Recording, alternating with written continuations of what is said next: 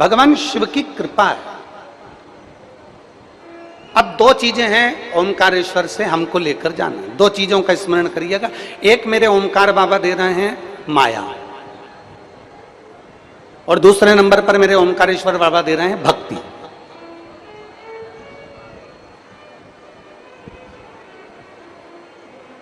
मेरे ओमकारेश्वर बाबा माया भी दे रहे हैं और भक्ति भी दे रहे हैं। अब लेने वाला चाहिए कि तुमको माया चाहिए कि बोलो बोलो जम के बोलो जरा, भक्ति चाहिए। तो किसी ने पूछा महाराज जी इन दोनों में अंतर क्या है? इन दोनों में क्या अंतर हो सकता है? माया में और भक्ति में क्या अंतर हो सकता है? कहा माया में और भक्ति में केवल एक अंतर है, अगर मेरे बाबा से माया मांगोगे तो संसार में इस माया के चक्कर में नाचते रहोगे, और अगर मेरे महादेव बाबा से भक्ति मांगोगे तो तुम्हें नहीं नाचना पड़ेगा। तुम जब मेरे ओमकारेश्वर बाबा को याद करोगे, ओमकारेश्वर बाबा नाचते हुए तुम्हारे सम्मुख में। माया में और भक्ति में दोनों में अंतर है।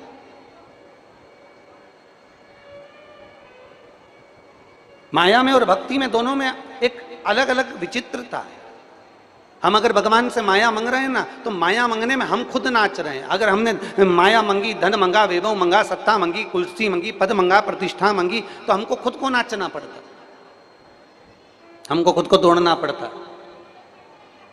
अगर हम माया मांगेंगे तो संसार में हमको नाचना पड़ेगा, और अगर हम भक्ति मांगेंगे तो हमें नहीं नाचना, दौड़ दौड़ कर मेरे महादेव को हमारे पास आना पड़ेगा। ये भक्ति है।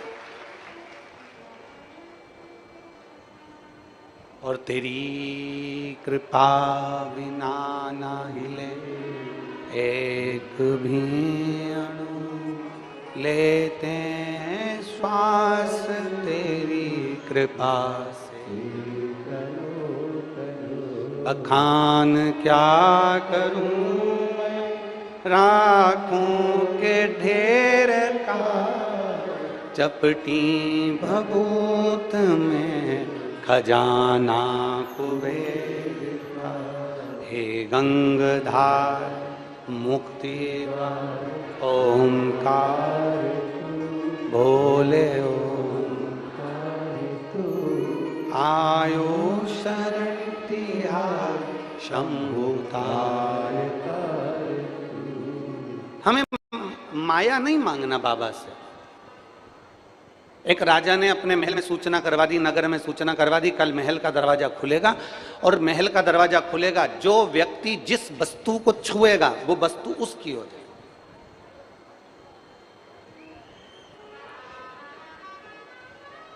जिसने छुआ वो वस्तु उसकी।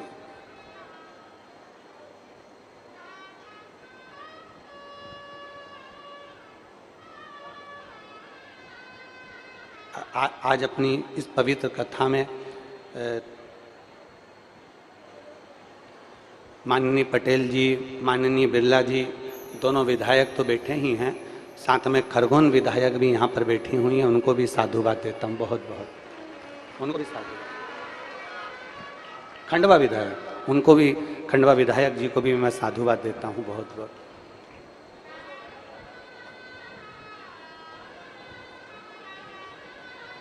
माया और भक्ति में बहुत अंतर।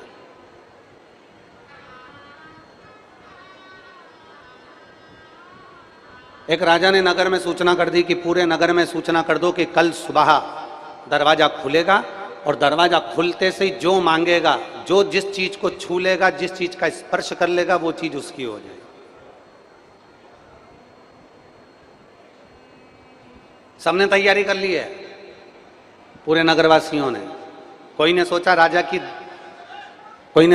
की 2-3 रानियां हैं, बड़ी सुंदर सुंदर है।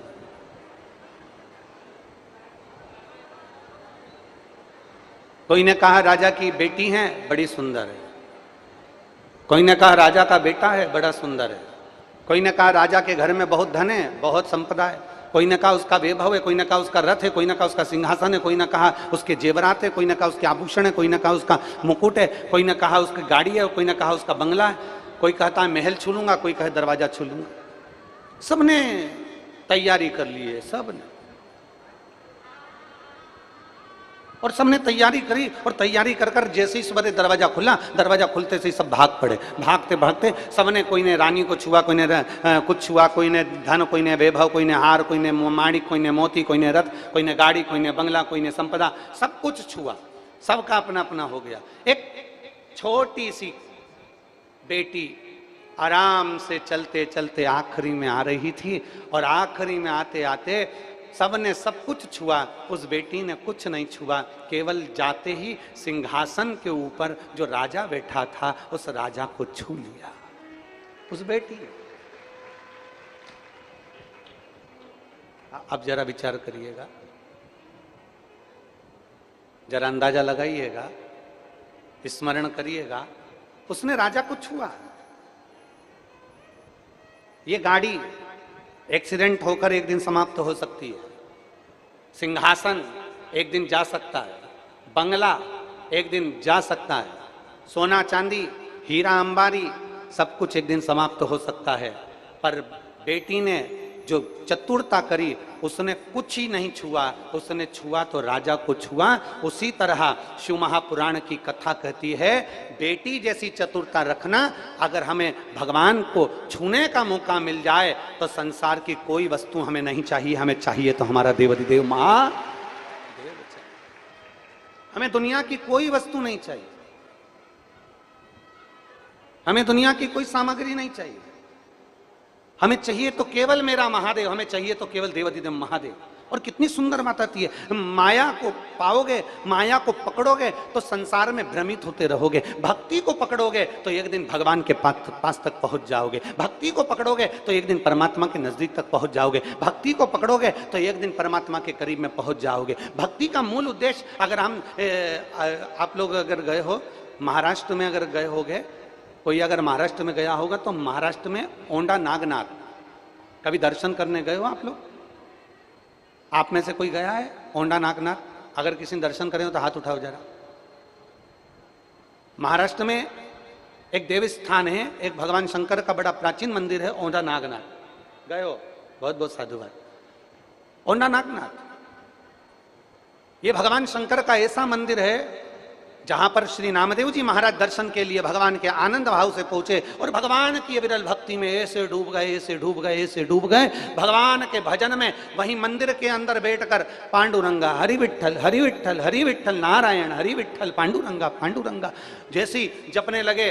ब्राह्मणों को मालूम पड़ा, और जैसे ही ब्राह्मणों को मालूम पड़ा, पंडितों को मालूम पड़ा कि नामदेव जी महाराज आए हैं और भगवान की भक्ति में झूमकर सबको इकट्ठा कर लिया इन्होंने, तो सबके मन में ईर्ष्या का भाव प्रकट होने लगा। ईर्ष्या भाव प्रकट हुआ, करें क्या? नामदेव जी को भजन करते करते उठाया और मंदिर के पीछे ले जाकर पटक दिया।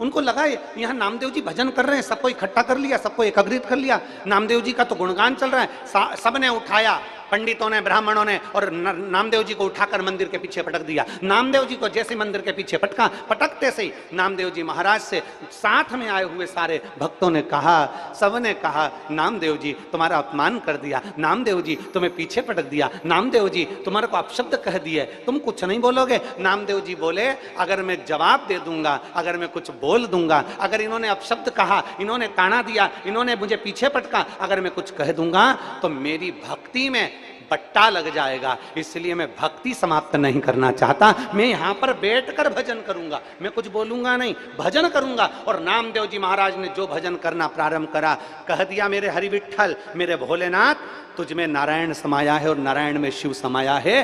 अगर तू सच्चा है तो इस पगले भक्त के लिए मंदिर को बदल दे, मंदिर को पलट दे। और वो हो गया।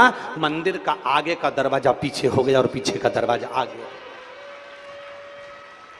इसे औंधा नागनाथ कहते हैं, इसे औंधा नागनाथ कहते हैं कि मंदिर का दरवाजा नामदेव जी की भक्ति से पलट जाता है। नामदेव जी ने माया को नहीं छुआ, नामदेव जी ने माया में भ्रमित नहीं हुए, नामदेव जी ने अपशब्द नहीं कहा, नामदेव जी ने कुछ आड़ा टेढ़ा नहीं कहा। नामदेव जी के साथ वालों ने कहा बोलो आड़ा टेढ़ा, बोलो इनको, इन्होंने तुम्हें पीछे पटक दिया, इन्होंने ऐसा कर दिया, इन्होंने वैसा कर दिया, बोलो तुम। नामदेव जी कहते हैं मेरी भक्ति को बट्टा नहीं लगने दूंगा, मैं भक्त हूं और भक्त की जो भक्ति होती है वो बिरला होती है। उस भक्ति में भक्त रमा रहता है, उसको कोई मतलब नहीं। आग लगे बस्ती में, जम के बोलो जरा अपन रहो मस्ती में, क्या किसको रोइए चादर तान के सोइए, सारी समस्या का हल।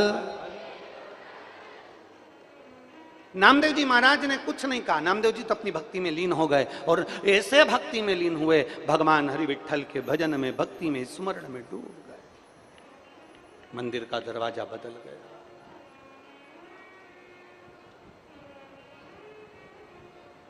और फिर वही वाली बात आ गई, कृपा की ना होती जो आदत तुम्हारी तो सूनी ही रहती अदालत तुम्हारी। गरीबों के दिल में जो जगह तुम न पाते तो किस दिल में होती इबादत तुम्हारी। अगर मन भक्ति में ना रमे, अगर चित्त भक्ति में ना रमे और तुम माया में भ्रमित हो गए, थोड़ा सा धन मिल गया, थोड़ा सा वैभव मिल गया, थोड़ी सी सत्ता मिल गई, थोड़ी सी गाड़ी मिल गई, थोड़ा सा बंगला मिल गया, थोड़ी सी जायदाद मिल गई, और ध्यान देना माताएं कहती हैं बस भगवान की कृपा हो जाए हमारे घर में संतान हो जाए। घर में संतान होना खुशी की बात है। बोलो जम के बोलो, काय की बात है? अरे बोलो तो जम के, खुशी की।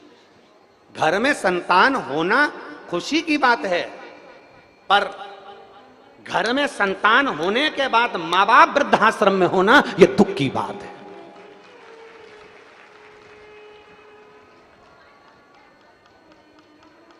घर में संतान का होना खुशी की बात है, घर में संतान का होना बड़ी प्रसन्नता का बात है, घर में संतान होना बड़ी खुशी की बात है, पर घर में संतान होने के बाद में माता पिता वृद्धाश्रम में होना यह दुख की बात है। यह प्रसन्नता की बात नहीं, खुशी की बात नहीं, यह दुख की बात है।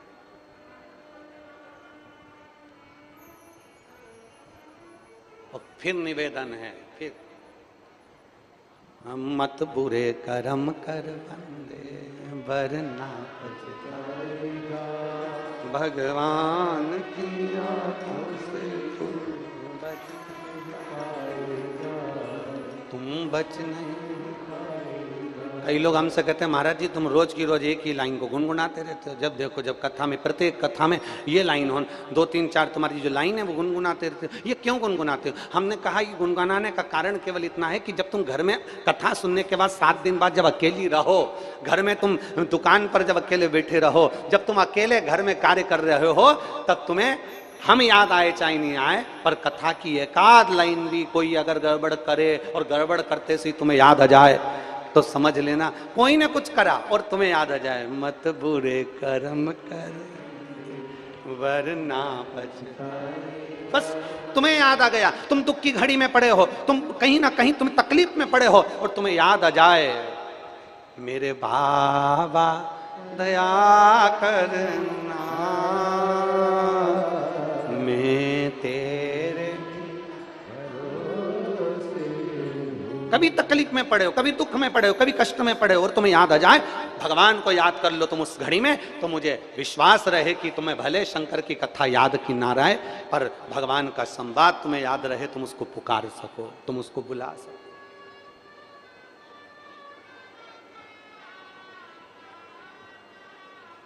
नामदेव जी को पीछे पटक दिया।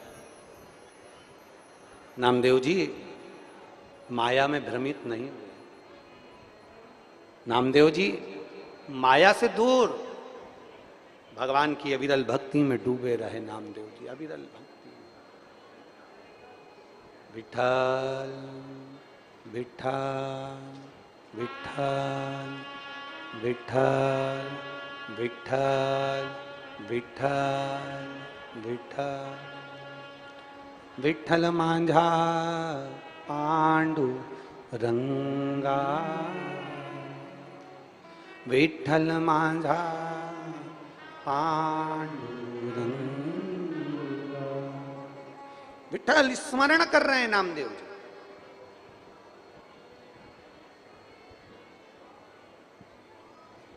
फिर एक किसी ने कह दिया नामदेव जी से, नामदेव जी तुम्हें क्रोध नहीं आया?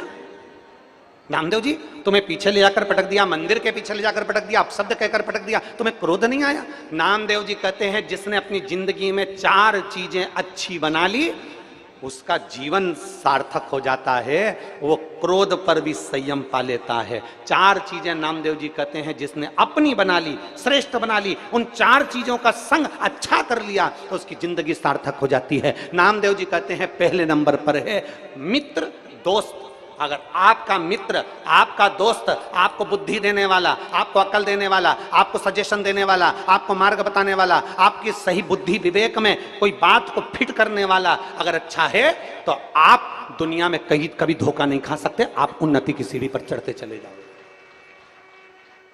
मित्र अच्छा हो, दोस्त अच्छा हो। दूसरे नंबर पर नामदेव जी महाराज कहते हैं किताब, जिस पुस्तक को हम पढ़ रहे हैं, जिस वेद को हम पढ़ रहे हैं, जिस शास्त्र को हम पढ़ रहे हैं, जिस आनंदमय पुस्तकों को, जिन शास्त्रों को हम पढ़ रहे हैं, जिन पुराणों को हम पढ़ रहे हैं, अगर उसका सही अध्ययन करा है, आपने सही तरह से उसको मनन चिंतन करा है, एक एक शब्द को अपनी जिंदगी में उतारा है तो आप कभी धोखा नहीं खा सकते, आप अग्रण्य बढ़ते चले जाओगे। आप कभी धोखा नहीं कर सकते। अगर आपने पुस्तक को सही से पढ़ा है, आपने वेद को सही से पढ़ा है, आपने पुराण को सही से पढ़ा है, आपने शास्त्र को सही से पढ़ा है, एक एक शिव महापुराण के एक एक शब्द को अगर आपने सही से पढ़ा है, लिंग पुराण के एक एक शब्द को आपने सही से पढ़ा है, भागवत पुराण के एक एक शब्द को आपने सही से पढ़ा है, अगर आपने रामचरितमानस के एक एक शब्द को सही से पढ़ा है, गीता को एक एक शब्द को सही से पढ़ा है, पर शिव महापुराण की कथा कहती है केवल पढ़ने से काम नहीं चलता, उन शब्दों का मनन चिंतन अपने भीतर भी होना चाहिए।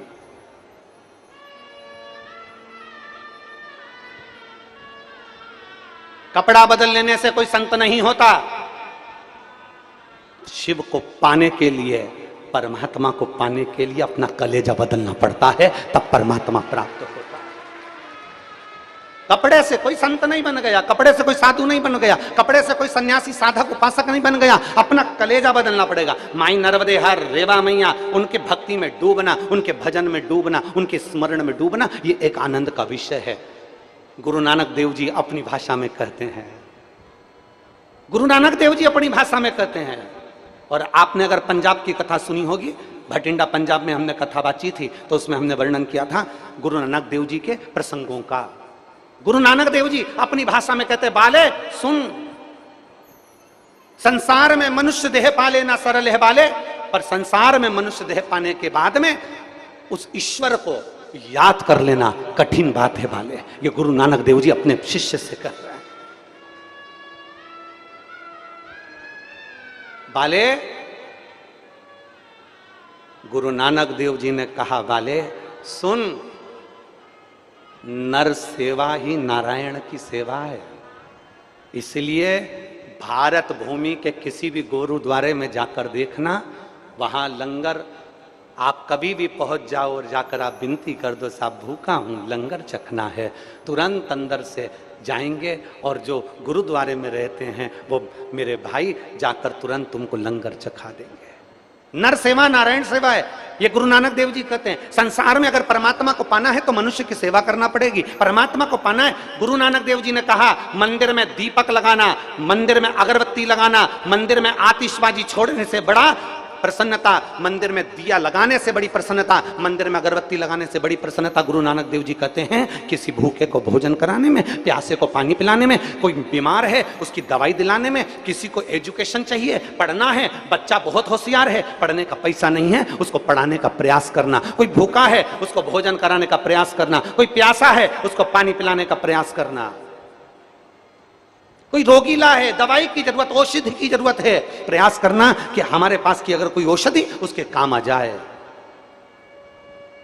मैं धन्यवाद देता हूं इस पवित्र पावन शिव महापुराण की कथा में मेरी जीजियां आती हैं, मेरे जीजा आते हैं, मेरी बेटियां, मेरी बेटे, मेरी माँ इस कथा में आते हैं साथ में बिछाने का चादर लाते हैं, ओढ़ने का कम्बल चादर लेकर आते हैं, छाता लेकर आते हैं, और जब देखते हैं कि बाहर धूप बहुत तेज हो रही है, बाहर गर्मी बहुत तेज पड़ रही है, तो वहां बैठी हुई माँ अपनी चादर निकाल कर दे देती है और कहती भैया लगा के बैठ जाओ, भैया लो इसको लगा लो, तुम आराम से कथा सुन लो, फिर जाते समय मेरी चादर वापस दे जाना, मेरा छाता मुझे दे जाना, भैया लो कथा सुन लो।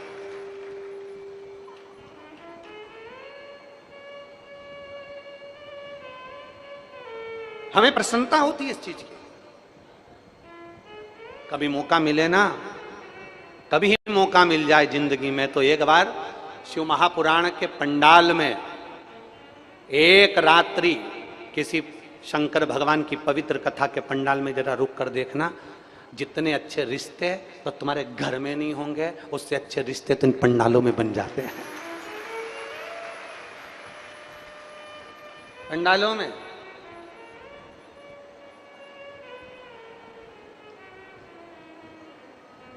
कई जीजी, सही है कि गलत है बोलो तो, और हमारा जीजा होन, कई रिश्ते जो घर में नहीं बन पाते वो रिश्ते पंडालों में बन जाते हैं, भगवान की अविरल भक्ति के। और ये रिश्ते साधारण नहीं है, ये रिश्ते साधारण नहीं है। संसार के लोग तुम्हारा हाथ छोड़ देंगे, पर जिसने शंकर भगवान को एक लोटा जल चढ़ाया है वो महादेव तुम्हारा यहां भी हाथ नहीं छोड़ेगा और वहां भी हाथ नहीं छोड़ेगा, ये निश्चित है, निश्चित। ये देवाधिदेव महादेव की पवित्र कथा कहती है, पवित्र कथा। आपको मालूम हो नामदेव जी से कहा, नामदेव जी तुम्हें क्रोध नहीं आ रहा? नामदेव जी से कहा, नामदेव जी तुम्हें गुस्सा नहीं आ रहा? नामदेव जी ने कहा मैंने 4 चीजें आजमा कर रखी है, अच्छा मित्र, अच्छा दोस्त। अगर अच्छा मित्र होगा, अच्छा दोस्त होगा तो वो तुम्हें डूबने नहीं देगा। और नामदेव जी महाराज भारत की भूमि के वो संत थे जिन्होंने सबसे ज्यादा समय पंजाब की भूमि पर निकाला। पंजाब की भूमि पर जब नामदेव जी गए तो गुरु नानक देव जी ने नामदेव जी को गले लगा लिया, और नामदेव जी को इतना, दोनों के बीच में सत्संग होता, दोनों के बीच में इतना सत्संग होता, तो नामदेव जी ने ओढ़ानागनाथ में जाकर कह दिया कि अगर अच्छा मित्र तुम्हें मिल जाए, अच्छा सखा तुम्हें मिल जाए, अच्छा दोस्त तुम्हें मिल जाए, तो वो तुम्हें मंजिल तक पहुंचा देता है और परमात्मा से मिला देता है। ये गुरु नानक देव जी ने ज्ञान दिया था नामदेव जी महाराज को कि माया में मत भ्रमित होना, नामदेव माया में मत पड़ना, भक्ति में लगे रहना। दुनिया तेरा अपमान भी करे तो भक्ति में लगे रहना, भजन में लगे रहना। दुनिया तुझे ताना भी दे तो भक्ति में लगे रहना, भजन में लगे रहना। दुनिया तुझे धक्के मार कर निकाल दे तो भक्ति में लगे रहना, भजन में लगे रहना। ये गुरु नानक देव ने नामदेव जी से कहा था, तो नामदेव जी ने उसको स्वीकार किया। मंदिर के पीछे पड़े रहने के बाद भी नामदेव जी ने भगवान की अविरल भक्ति करते रहे। आखिरी में यह हुआ कि पत्थर का मंदिर का गेट भी बदल गया। ये गुरु नानक देव जी ने नामदेव जी को ज्ञान दिया था, वो सामने आ गया। जो बोले सो निहाल शास्त्रीय, ये नामदेव जी महाराज ने ज्ञान उपदेश दिया, ये गुरु नानक देव जी ने ज्ञान उपदेश दिया। इसलिए नामदेव जी कहते हैं 4 चीजें अपने साथ में रखो अच्छी, जो आपको मंजिल तक पहुंचा दे। एक अच्छा दोस्त, अच्छा मित्र, दूसरे नंबर पर अच्छी किताब। जिस पुस्तक को पढ़ रहे हो, जिस अध्याय को पढ़ रहे हो, जिस सब्जेक्ट को पढ़ रहे हो, जिस विषय को पढ़ रहे हो, मैं बेटियों से निवेदन करूंगा, मेरे बेटाओं से निवेदन करूंगा, तुम जिस सब्जेक्ट को चुनो अपनी लाइफ को बनाने के लिए, अपनी जिंदगी को बनाने के लिए, तुम जिस सब्जेक्ट को चुनो, तुम कॉमर्स लिए हो, तुम कंप्यूटर प्लस कॉमर्स लिए हो, तुम मैथ लिए हो, तुम साइंस लिए हो, तुम जो लिए हो, उस सब्जेक्ट को तुमको खुद को चुनना है। एक पति पत्नी आपस में झगड़ा कर रहे थे रोड पे खड़े होकर। पति बोला मैं मेरे बेटे को डॉक्टर बनाऊंगा, पत्नी बोली कैसे बनाओगे? मैं इंजीनियर बनाऊंगा। दोनों में इतना झगड़ा हो गया कि पूछो ही मत।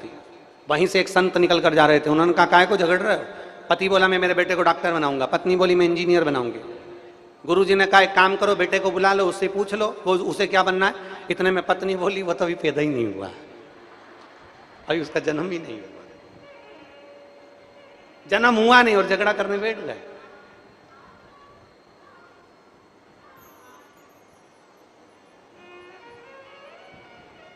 कल हमसे वो ललित महाराज कह रहे थे कि गुरुजी जब से मोबाइल आया है ना मेरे पास में तब से मेरी लाइफ बन गई। मैंने कहा इतना? मैंने कहा ये मोबाइल जब से आया ना इसने सब नाश कर दिया। मोबाइल आया, पहले टार्च चलती थी, बोलो ईमानदारी से, जम के बोलो, चलती थी कि नहीं चलती थी? मोबाइल आया, टार्च खत्म हो गई। पहले रेडियो चलता था, छोटा वाला हेडफोन। मोबाइल आया, रेडियो, बोलते जाओ जल्दी बोलो, खत्म। पहले MP3 चलता था, मोबाइल आया, MP3 खत्म। पहले कैलेंडर चलता था, पंचांग चलता था, मोबाइल आया, कैलेंडर पंचांग खत्म। और तुम्हारा मोबाइल तुम्हारी पत्नी के हाथ में आया, तुम भी खत्म।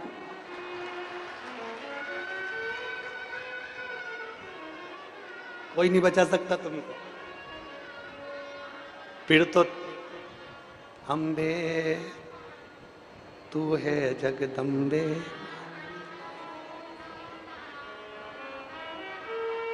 जय हो मेरी खंडवा वाली।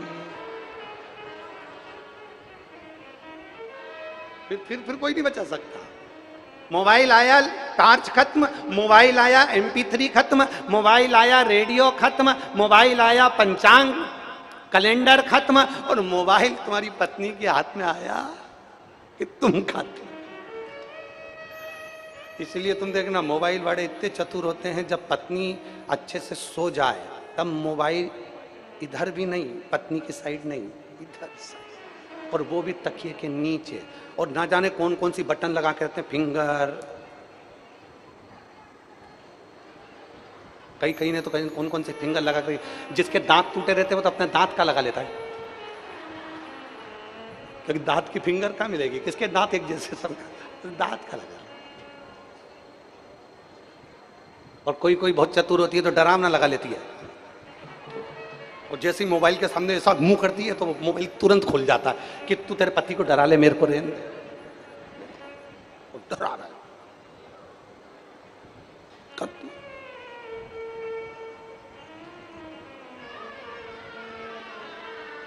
अरे महाराज, शिव कथा कर रही है।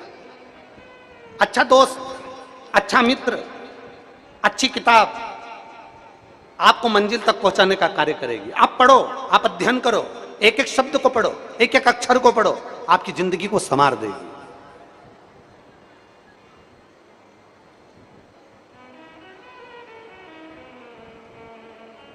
एक एक शब्द को पढ़िए, आपकी जिंदगी को संवार देगी।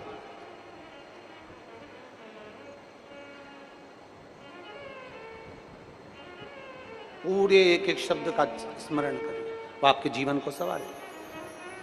फिर तीसरे नंबर पर है अच्छा रास्ता। जिस रास्ते से जा रहे हो वो रास्ता मंजिल सहज बना सकता है, तुम्हारा रास्ता श्रेष्ठ होना चाहिए। तुमने जो विचार किया है, जिस मंजिल पर जाने का तुमने सोच लिया, हम बेटियों से कहेंगे, बेटों से कहेंगे, जिस सब्जेक्ट को तुमने चुना है, जिस विषय को तुमने चुना है, उस विषय से तुम्हारा प्रेम होना चाहिए, उस सब्जेक्ट से तुम्हारा प्रेम होना चाहिए, उस विद्या से तुम्हारा प्रेम होना चाहिए, उस अध्याय से तुम्हारा प्रेम होना चाहिए, उस अध्ययन से तुम्हारा प्रेम होना चाहिए। और प्रेम कर कर देखिए, अपने सब्जेक्ट से, अपने विषय से, अपनी पढ़ाई से, अपनी एजुकेशन से, अपने कर्म से, अपने काम से। एक छोटी सी चाय की भी दुकान है ना, उससे अगर आपका प्रेम है तो वो चाय की दुकान भी तुम्हें अंबारियों तक पहुंचा सकती है। एक छोटी सी गुमठी है ना, उससे आपका प्रेम है तो वो ऊंचाई तक पहुंचा सकता है। और मालूम पड़े बहुत बड़ा शोरूम खोल के बैठ गए और तुम्हारा अपने काम के प्रति प्रेम है ही नहीं। पापा ने मुझे दुकान खुलवा दी, मेरा तो मन था कि मैं UK में जाके सर्विस करूं, पापा ने मेरे साथ में ये कर दिया, मेरा तो मन था कि मैं इंदौर में जाके नौकरी करूं, मेरा तो बिल्कुल, मैं खरगोन में तो मेरी दुकान खोलना ही नहीं था, मेरे पापा से मैंने कहा था मुझे इंदौर भेज दो। और मालूम पड़े इतना बड़ा शोरूम खोला, इतनी बड़ी दुकान खोली, और तुम्हारा मन नहीं है, तुम्हारा प्रेम नहीं है, तुम्हारी रुचि नहीं है, तो वो कभी नहीं चल सकता। इसलिए अपने कार्य के प्रति, अपने व्यापार के प्रति, अपने कर्म के प्रति, अपनी एजुकेशन के प्रति, अपनी विद्या के प्रति आपको प्रेम होना चाहिए, लगाव होना चाहिए। और शिव कथा कहती है बस वैसा ही प्रेम परमात्मा को पाने के लिए शंकर से भी होना चाहिए। वो प्रेम। एक पत्र है, चार चीजों में भी तीन चीज बता दिए, चौथी चीज बताएं। एक पत्र, पंखा भी है,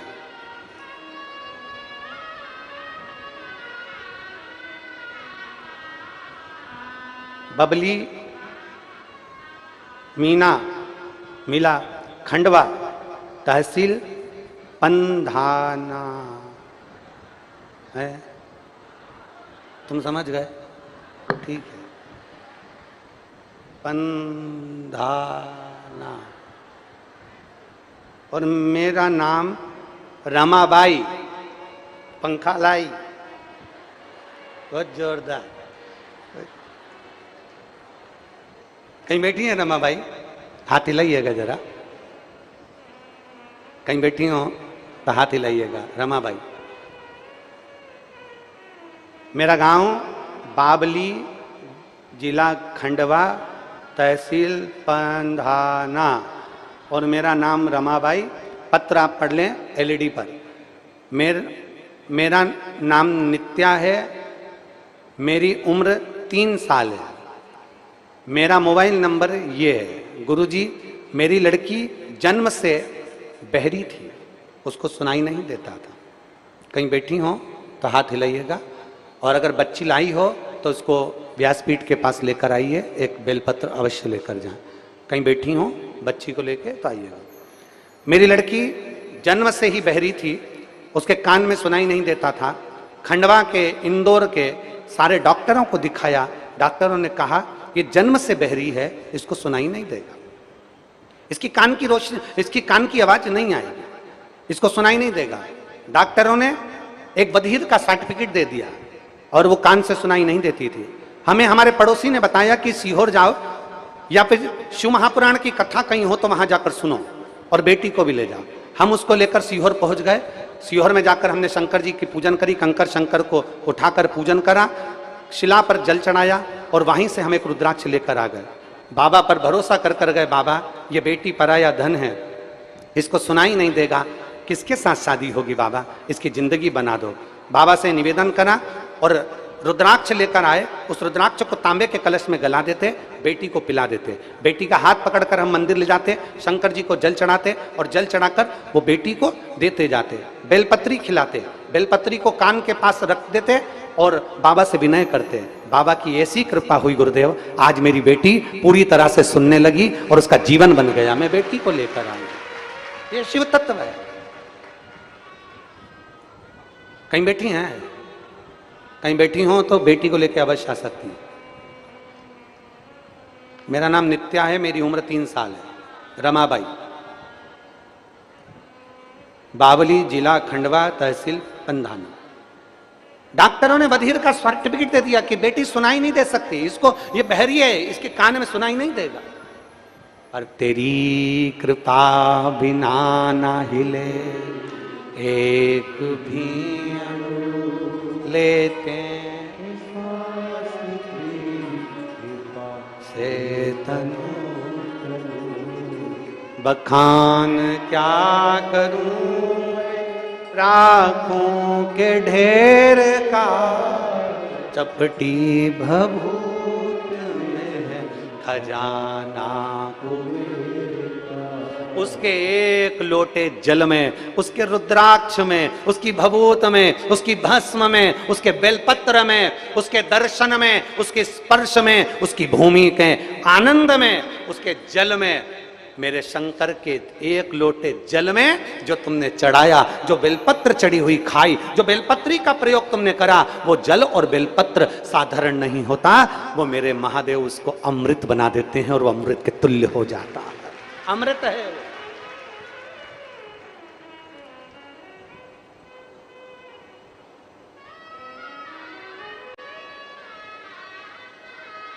वो एक लाइन, एक परम पूज्य राम कथा के परम रसिक श्री प्रेम भूषण जी महाराज जी की बड़ी सुंदर सी एक लाइन है। अमृत है हरि नाम प्रभु का,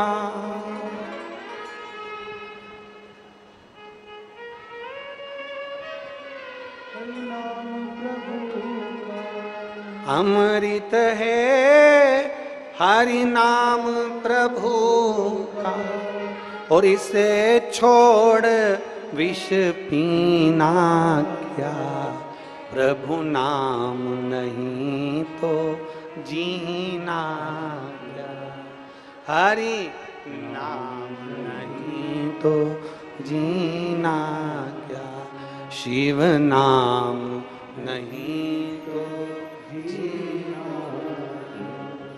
प्रभु नाम नहीं तो जीना। उस शिव नाम में तल्लीन रहे,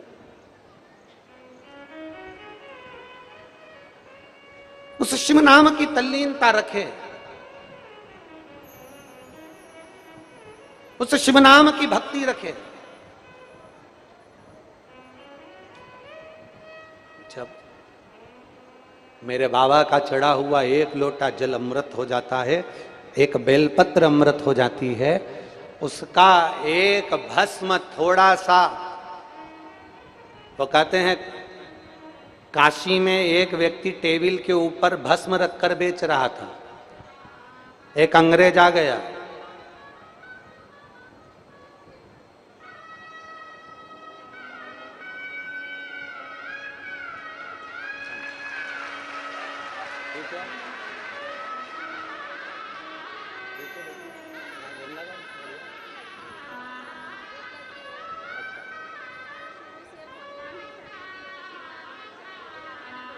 बोलने भी चालू हो गई, सुनाई देना।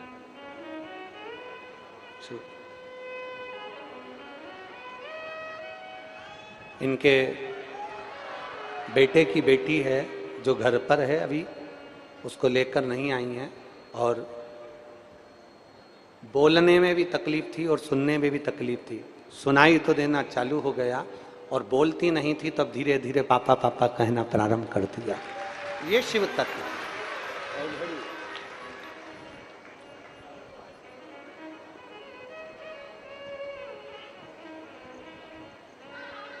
काशी में एक व्यक्ति टेबल के ऊपर रखकर भस्म बेच रहा था, भभूति भस्म भस्म बेच रहा है।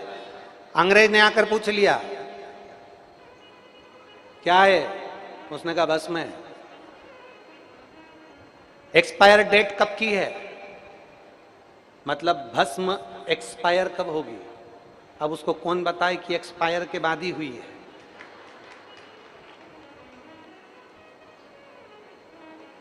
इसकी एक्सपायरी डेट कौन सी है। भस्म बेचने वाले काशी में रहने वाले भक्त ने कहा इसकी एक्सपायर डेट तो हमको नहीं मालूम, पर तुम्हारे सिर पे अगर लगा लोगे तो तुम्हारी एक्सपायरी डेट खसक जाएगी, पक्का है।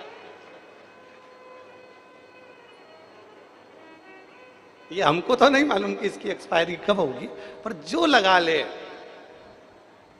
वो त्रिपुंडधारी त्रिशूलधारी त्रिनेत्रधारी महादेव, तेरे कंठ में रुद्राक्ष सोए, तू तो मेरा महादेव।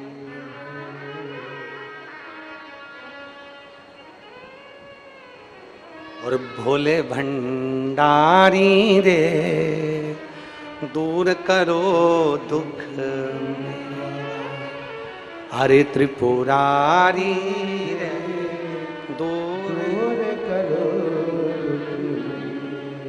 बस।